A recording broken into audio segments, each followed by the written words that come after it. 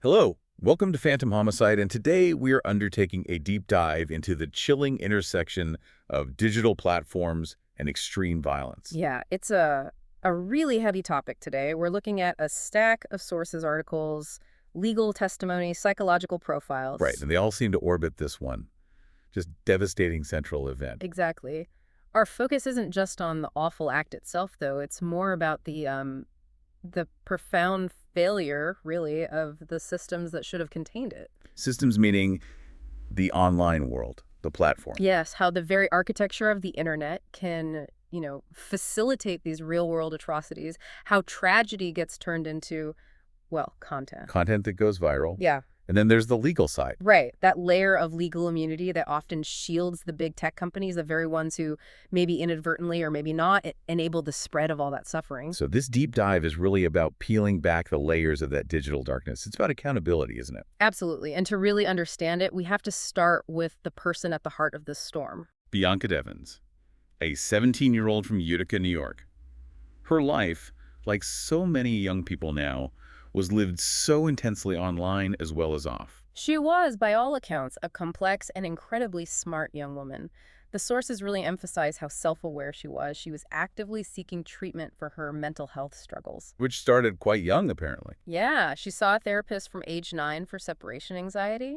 Then around 13, signs of pretty profound depression started showing. And then came a specific diagnosis. Yes, at 16, she was diagnosed with borderline personality disorder, BPD. And for anyone not familiar, BPD often involves really intense mood swings, an unstable sense of self, and difficulty with relationships. Her mother mentioned that the diagnosis actually helped explain the severity of her emotional state, didn't it? It did. It provided some context for the volatility she was managing. But despite all that internal struggle, Bianca was really looking for connection. And she found a massive community online. Huge. She was described as extremely prevalent on lots of platforms.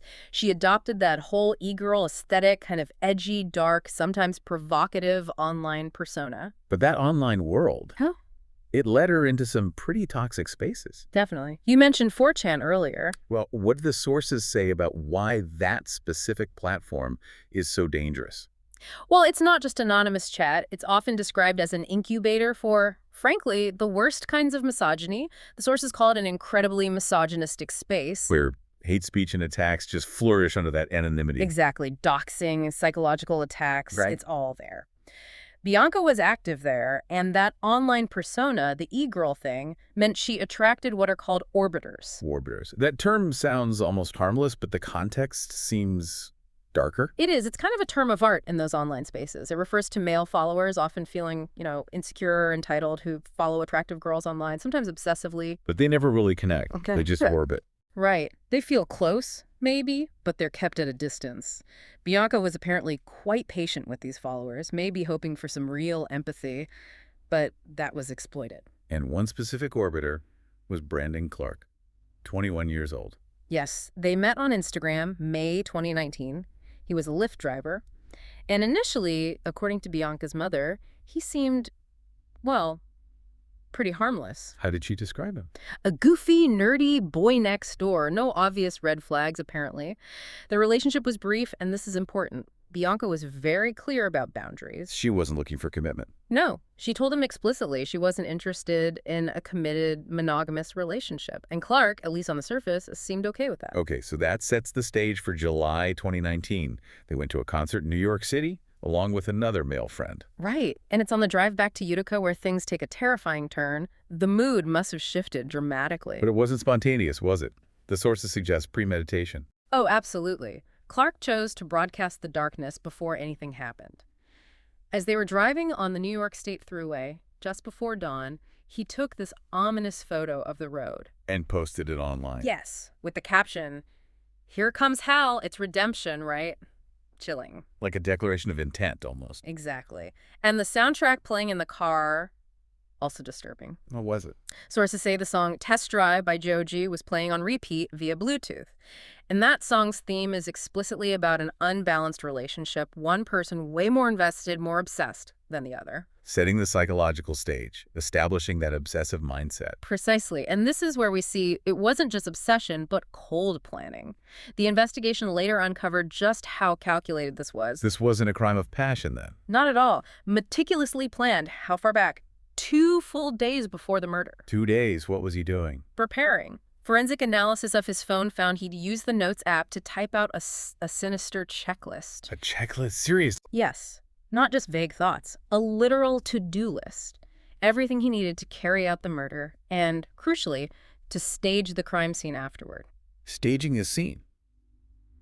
That implies he was thinking about the aftermath, the documentation from the start. Absolutely. It's the opposite of an impulsive breakdown, and the planning went further. What else did he look for?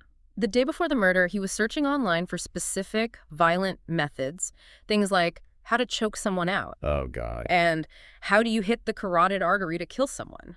This evidence was vital for the prosecution. It showed clear, focused intent not just to kill, but to do it effectively, quickly. The whole thing. The act, the recording, the pictures. Yeah. It was all staged for an audience, wasn't it? A dark audience, yes. Yeah. And that brings us directly to the aftermath, the systems that amplified the horror. Section 2, the viral spread and the secondary trauma. Clark's actions didn't end with Bianca's life. No, they started a whole new kind of attack, a digital one. Immediately after he murdered Bianca, cut her throat, he broadcast it. He posted incredibly graphic, unedited photos of her body. Where did he post them? Everywhere he could, it seems. Instagram, Discord, Reddit, Twitter, 4chan, 8chan. It was designed for maximum instant viral spread. And his behavior afterwards. Yeah. Calling 911 himself. Yeah, utterly chilling. He called 911, gave the dispatcher Bianca's full name, Bianca Michelle Devins, and stated his intent to kill himself. Did he stay on the line? No. He explicitly said, "No, I'm not going to stay on the line with you. I'm going to be dead on the ground." And when the police found him? He was on a dead-end road. As they approached, he slashed his own neck with a knife. Then he took a selfie. A selfie? Yeah. With the wound? Yes. And posted that online, too, with caption, "Ashes to ashes." Police found Bianca's body under a tarp nearby. The speed of it all. Detective Coramato mentioned the news got the story before they could even notify Bianca's mother, Kim. Imagine that. Your daughter is missing, you're frantic, and then you find out because the images are already out there, spreading online. Kim Devins described it as an out-of-body experience. Utterly horrific. This is what the sources mean by secondary trauma, isn't it? The trauma inflicted after the initial event by the digital spread. Exactly. And it was on an unprecedented scale here. Those images created what can only be called psychological terrorism against the family. They spent weeks, months, desperately trying to get these images scrubbed.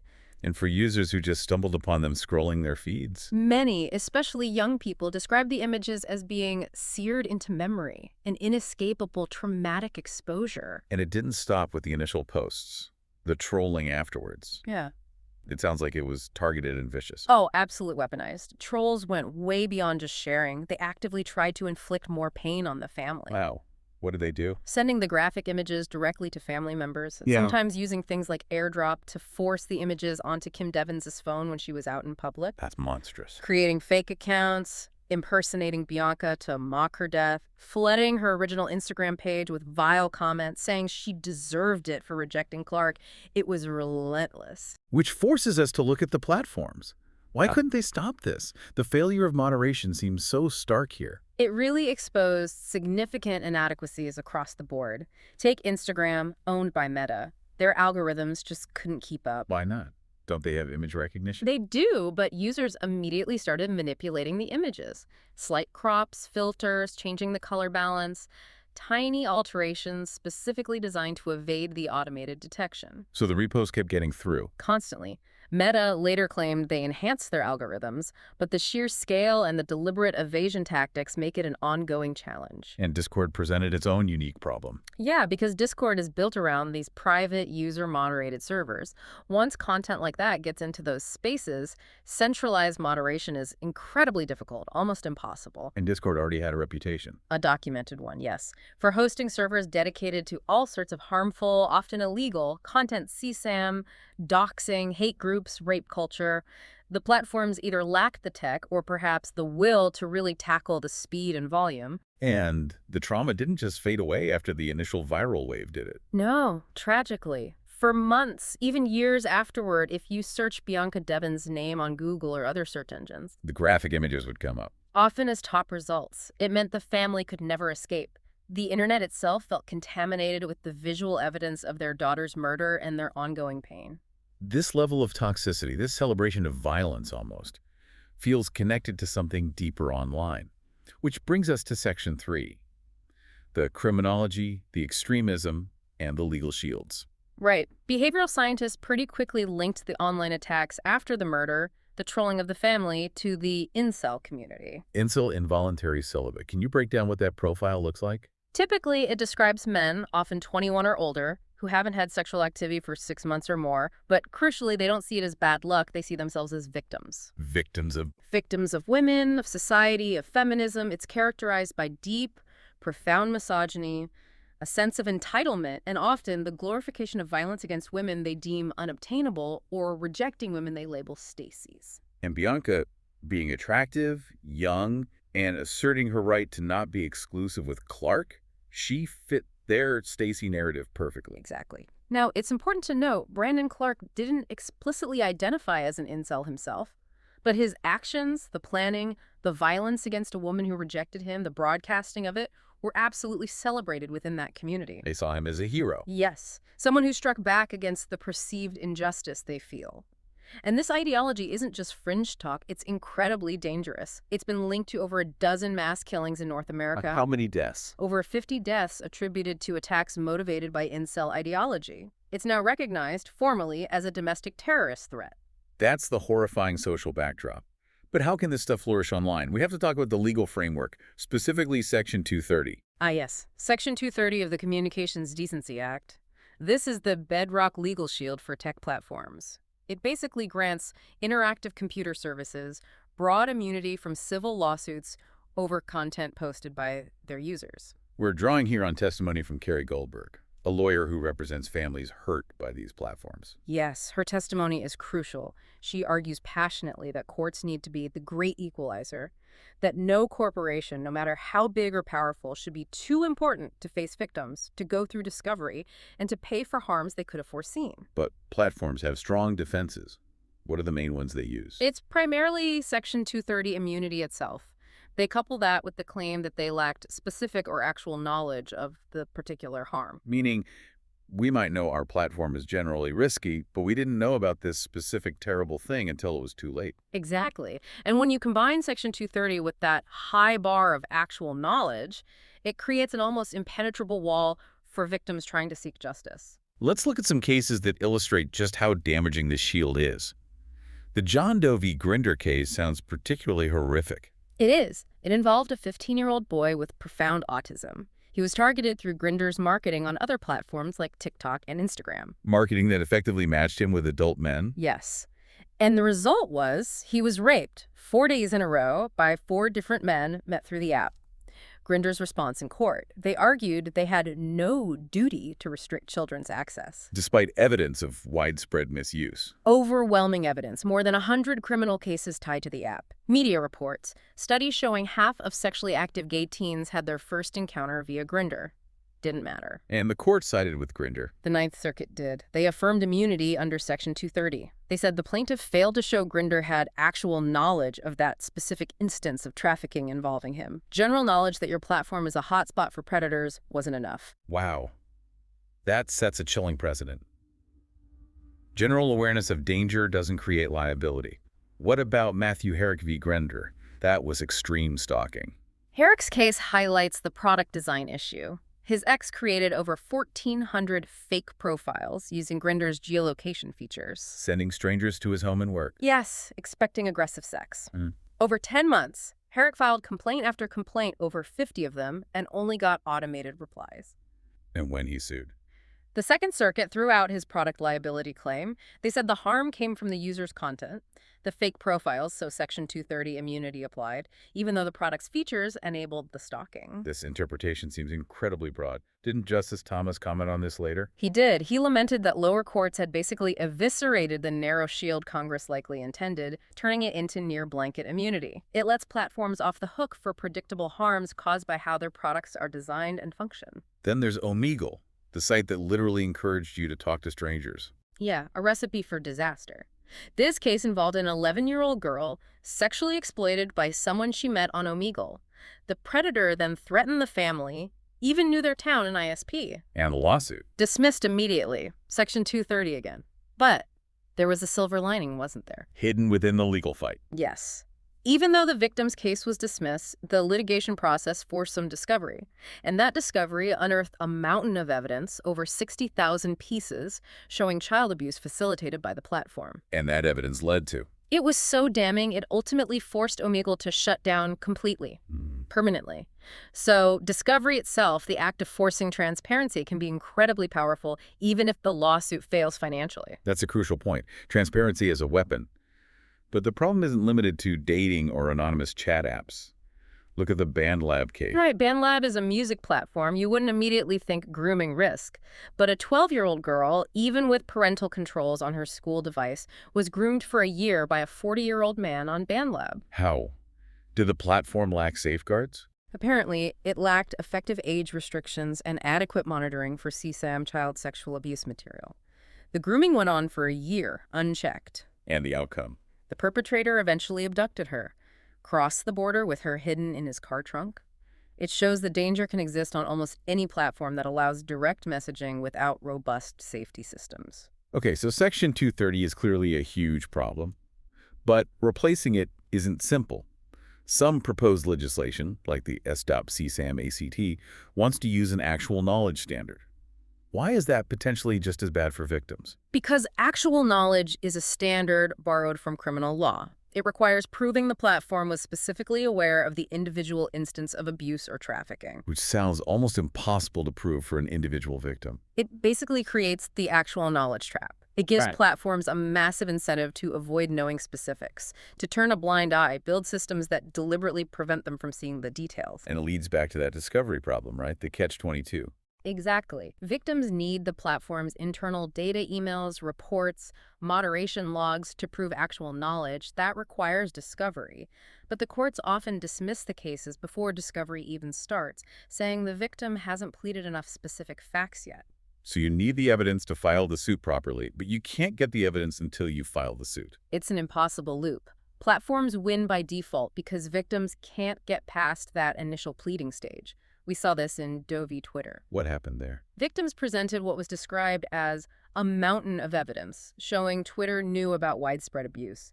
But the court ruled it was just turning a blind eye, not active participation or actual knowledge of the specific instances pled.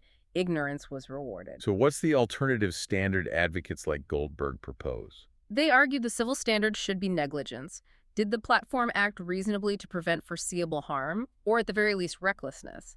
Did the platform know, or should it have known, that its actions or inaction created an unreasonable risk? Shifting from did they know for sure to should they reasonably have known and acted? Precisely. The actual knowledge standard is for proving criminal intent. Civil law is supposed to be about making victims whole when they suffer foreseeable harm due to someone else's unreasonable behavior. That should have known standard is critical. This battle isn't just fought on the legal theory, though. There are practical intimidation tactics used, too. Let's move into Section 4, the psychology behind investigations and corporate behavior. Right. Even if a victim somehow gets past the Section 230 and actual knowledge hurdles, they often face another wall: corporate intimidation. How does that work? Through the legal system itself. We see massive tech companies like Snap, worth billions, routinely filing what legal experts call frivolous sanctions motions against victims and their lawyers. Sanctions motions. You mean trying to get the court to punish the victims for suing? Essentially, yes, threatening them with potentially huge financial penalties for bringing the case. It's designed purely to intimidate, to make it too expensive and too risky to continue. You mentioned Snap using this against grieving parents. Yes, parents whose children died from drug overdoses, where the deals were allegedly facilitated by specific Snap features like Quick Add or Snap Map. Filing these motions is just, well, corporate bullying. A tactic to bleed plaintiffs dry. But for many of these families, it's not just about money, is it? Often, no. For many grieving parents, the whole point of the lawsuit is discovery.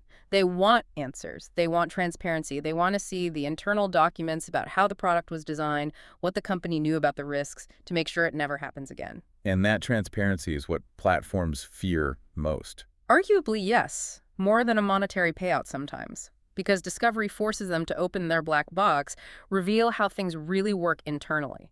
They hold all the cards, the data, the knowledge of prior incidents. The intent behind product design and discovery threatens that control.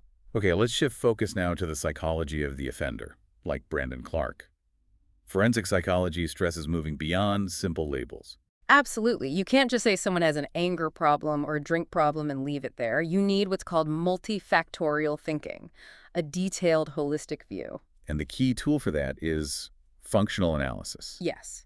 It's a core methodology. Ah. You break down the offending behavior, B, by identifying the specific antecedents, A, the triggers, situations, thoughts, feelings that come before, and the consequences or functions. C, what the behavior achieves for the offender. The sources used a hypothetical example, a man named Brandon involved in stabbings, to illustrate this. Right. In that example, the stabbing behavior B was infrequent but severe. The antecedents A were complex. Things like stressful life events, feeling angry or resentful, having hostile thoughts about being treated unfairly, plus substance abuse, plus carrying a weapon, a whole cluster of factors. And the consequences. The C part. That's crucial. For him, the violence B resulted in C, immediate relief from that built-up stress, and, significantly, a restored sense of dominance or power that he felt he lost. Understanding that function is key to predicting and managing risk. Why did he resort to that behavior in that situation? And emotion plays a huge role in triggering this kind of behavior. Negative emotions like anger. Anger, general negative mood. They're major antecedents for both violent and sexual offending. They can trigger a dangerous mental shift called cognitive deconstruction. Cognitive deconstruction. What does that mean? It's when intense stress and negative emotion overwhelm the person's normal thinking. They sort of mentally disengage from their usual self-awareness, their values, guilt diminishes, inhibitions lower. And they become focused only on the immediate goal. Exactly. Short-term goals, like venting anger, asserting power, getting revenge, become paramount. It helps explain how someone like Clark could move from emotional turmoil to methodically following a murder checklist. The normal barriers break down. So, understanding the offender's mind is complex. But what about the tools police use to investigate, especially detecting deception? The sources suggest they're often flawed. Deeply flawed, unfortunately. Traditional lie detection, the polygraph, it's based on a shaky premise. Which is? That liars are always more physiologically aroused, more stressed, higher heart rate, etc., because they fear getting caught. But couldn't an innocent person be just as stressed? Precisely. A truthful person can be terrified of not being believed, of being wrongly accused. That fear produces the same physiological arousal. It's why polygraphs have such high error rates. How high? Real-world case reviews show error rates where up to 47% of innocent suspects were wrongly flagged as guilty or deceptive. They were aroused by fear, not guilt. What about newer tech like thermal imaging? It's essentially the same problem. It measures heat changes around the eyes, another indicator of arousal. It's non-intrusive, maybe, but still unreliable for the same reason. And think about large-scale screening. Like at an airport. Yeah. Even if it were, say, 90% accurate, which is optimistic screening, thousands of people would still flag a huge number of innocent individuals as deceptive, requiring follow-up. Plus, someone who knows the technique might be able to beat it. So, arousal isn't a reliable indicator of deceit. The focus needs to be elsewhere in investigations. It needs to be on cognitive methods, on improving interview techniques, and on avoiding systemic biases that lead to errors.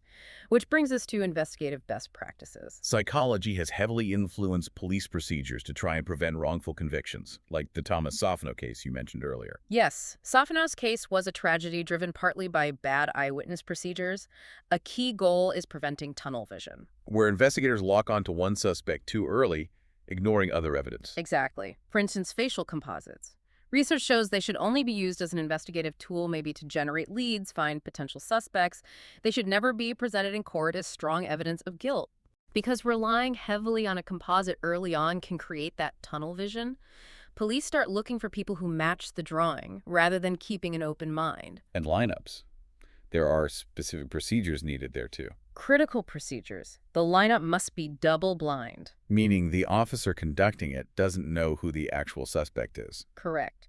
If the officer knows, they can unintentionally or sometimes intentionally give subtle cues to the witness. A nod, a lingering glance. It contaminates the witness's memory and makes the identification unreliable. What about show-ups? Presenting just one suspect soon after the crime. They're problematic. Research shows while they might get similar rates of correct IDs as lineups, show-ups significantly double the rate of false identifications. Why? Because it implies this must be the guy. Pretty much. The situational pressure is immense, and a key rule: if a witness fails to identify someone in a show-up, you absolutely should not put that same suspect in a later lineup for the same witness. It just reinforces potential error. And maybe the most disturbing investigative failure is the path to false confessions. Where does that often start? It often starts when police target an innocent person based on flawed assumptions or schemas, like assuming family members are prime suspects or judging someone for not showing enough emotion. Like the Michael Crow case you mentioned. Targeted because he didn't cry about his sister's murder. Exactly. Then, once an innocent person is targeted, the interrogation itself can become coercive. Police interrogation manuals often downplay the risk, falsely claiming their tactics won't make an innocent person confess. But the pressure, the isolation, it works. It absolutely can. Jurors, unfortunately, often fail to appreciate the power of the situation, the intense psychological pressure of a long interrogation. They see a confession, even one full of errors or contradictions. And they believe it. They often see it as the most powerful evidence of guilt, overlooking how it was obtained. It happened in the Ricchetti case. Jurors convicted based on confessions contradicted by forensic evidence because they couldn't grasp the power of the interrogation setting. So bringing this all together, from Bianca's murder, amplified online, to the legal immunity, the corporate tactics, the flaws in investigation, it paints a grim picture. It really does. The terrifying reality, the synthesis here, is that these systems of online exploitation and violence are still largely shielded. The legal framework, especially with standards like actual knowledge, effectively rewards platforms for willful ignorance. That head-in-the-sand approach we talked about. Exactly. And when platforms are incentivized not to know about the harm they facilitate, bad actors thrive. But the work of families like Bianca's, pushing for laws like Bianca's Law, shows there's a fight for change. Absolutely. It highlights the desperate, urgent need for our legal frameworks and our technology safety measures to catch up with the reality of the digital world we live in now. And the final thought for listeners, it's that digital violence isn't virtual, is it? Not at all. It's a direct line to real-world devastation, to lasting trauma. And the cost of allowing platforms to remain effectively blind, whether through legal loopholes or deliberate ignorance, is measured in human lives and immense suffering.